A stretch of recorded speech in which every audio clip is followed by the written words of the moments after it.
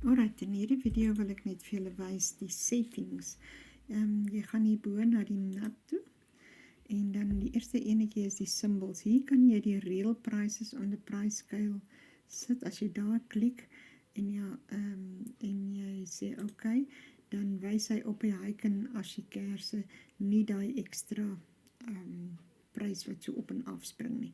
Ek hou van die prys wat op en af spring, ek kan nie sien in watter rigting hy gaan.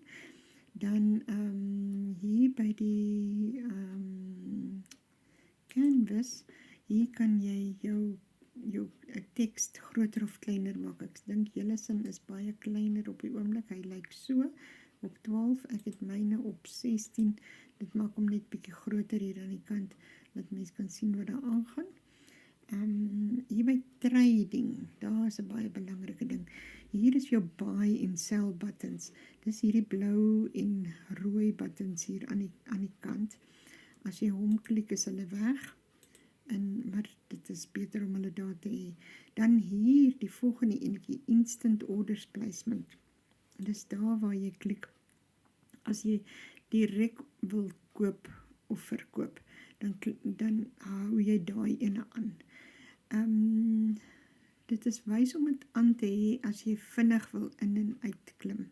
Alright, maar as jy bang is, jy gaan dit per ongeluk raak druk, dan haal jy dit liewer af.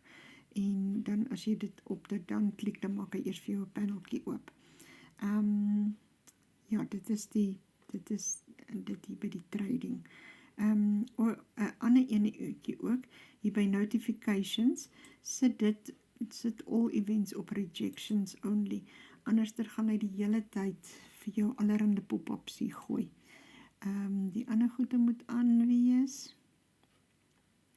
En ja, dit is dit by die settings omtrent wat jy van moet weet.